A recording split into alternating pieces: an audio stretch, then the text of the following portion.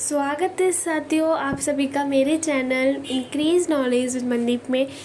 आज की जो हमारी स्टोरी है वो बहुत छोटी है बट बहुत इंटरेस्टिंग है। आई होप आपको इससे बहुत कुछ सीखने को मिलेगा, बहुत नए न्यू वर्ड्स होंगे जो आप सीखोगे। तो देरी ना करते हुए वीडियो को स्टार्ट कर लेते हैं। Let's begin. Gym and the old lady.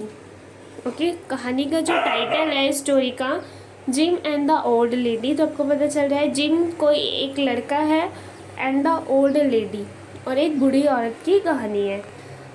This is the story of gym. ये कहानी किसकी है? जिम की है। दिस मतलब ये इज़ द स्टोरी, कहानी है ऑफ जिम की, जिम की कहानी है। जिम जो अब बताते हैं जिम कौन है। An 11-year old poor orphan boy।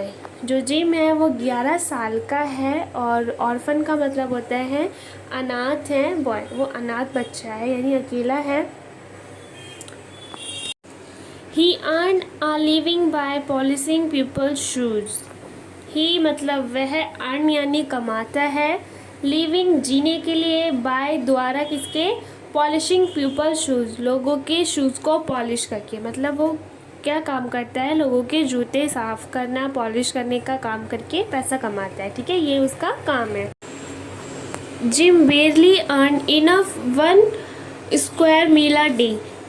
कि जिम जो है मतलब मुश्किल से, बेरली का मतलब होता है मुश्किल से इतना ही कमा पाता है कि दिन में सिर्फ एक बार का ही वो खाना खा सके। ठीक है, इतना ही वो शूज़ को पॉलिश करके सिर्फ इतना ही कमाता है कि सिर्फ एक बार की ही रोटी हो सके पूरे दिन में। अब है 1 विंटर नाइट यानी एक सर्दियों की रात, यानी सर्दी की रात में एक दिन। When it grow cold outside. When यानी जब, इट यानी जो सर्दी थी, ग्रो यानी बढ़ रही थी, कोल्ड आउटसाइड यानी जब बाहर बहुत ठंड बढ़ रही थी, क्योंकि सर्दी की रातों में क्या होता है ठंड बढ़ती है। तो क्या हुआ? An old lady knock on Jim's door. एक बूढ़ी औरत ने जिम का गेट को खटखटाया, नॉक किया। When Jim open the door. When जब जिम ने गेट को ओपन किया यानी खोला। She requested him to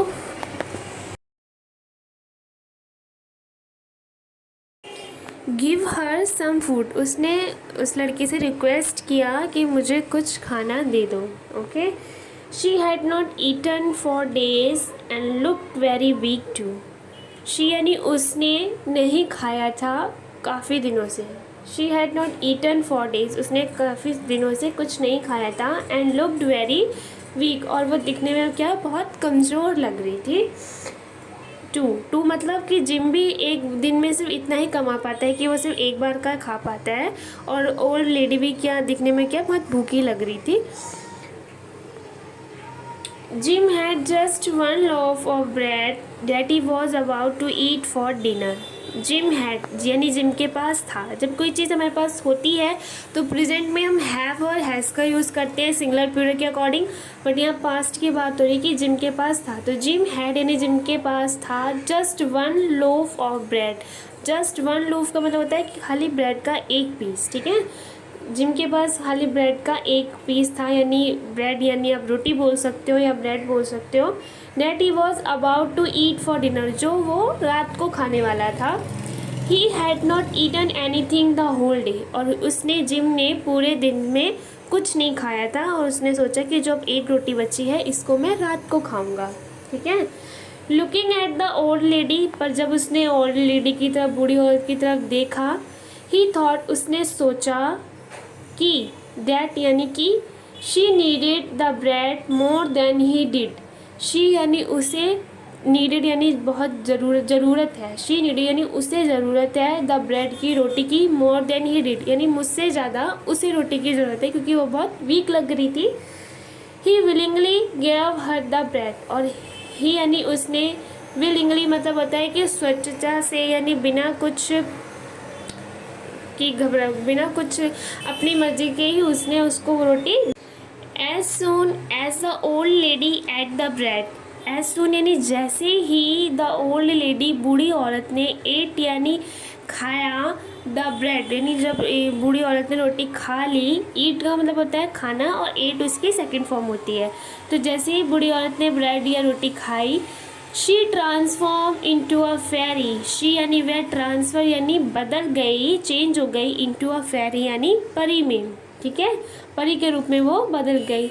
she was happy with gym for being such a good person, और वो बहुत खुश थी, शी वॉज हैप्पी, खुश थी, विद किस किस से, जिम से, for being such a good boy, कि वो बहुत ही क्या है, अच्छा लड़का है, और उसने अपने बारे में ना सोच के मुझे दे दी, तो इससे वो खुश होके क्या होगी, पहले तो परी में चेंज हुई और बहुत खुश।